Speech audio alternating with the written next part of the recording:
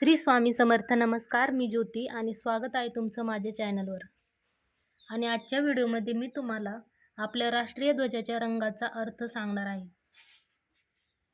आपले राष्ट्रीय निशाण म्हणजे आपल्या स्वातंत्र्याचे प्रतीक आहे. अशोक चक्राकित हा तिरंगा ध्वज हे आपले राष्ट्रीय निशाण आहे. असा हा राष्ट्रध्वज म्हणजे केवळ तिरंगी कापड नसून त्याला व त्याच्या प्रत्येक भागाला विशिष्ट अर्थ आहे.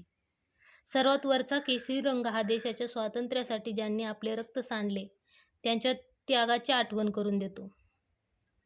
मधला पांढरा रंग हा पावित्र्य, शुद्धता व साधेपणाचे निदर्शक आहे. तो सर्व रंगाच्या मिश्रणाने बनतो, म्हणून सर्वांना सामावून घेणे हा त्याचा गुणधर्म आहे. विशाल सहृदयता व सर्वसमावेशकता याचे तो मूर्तिमंत प्रतीक आहे. सर्वात खालचा हिरवा रंग हा या हरित श्यामल भूमातेला समृद्ध करणाऱ्या शेतकऱ्यांच्या कष्टाचे, देशाच्या समृद्धीचे व भरभराटीचे प्रतीक आहे. देशाच्या विकासासाठी सतत मेहनत व परिश्रम केले पाहिजेत असा तो संदेश देतो. पांढऱ्या रंगावरचे निळे अशोक चक्र हे शांतीचे, अहिंसेचे व सद्गुणांचे प्रतीक आहे. आपल्या थोर परंपरेचे व संस्कृतीचे ते निदर्शक आहे. त्याचे 24 आरे म्हणजे दिवसाचे 24 तास सतत कार्यरत राहा, गतिमान राहा, वेळ वाया घालवू नका असा ते संदेश देते.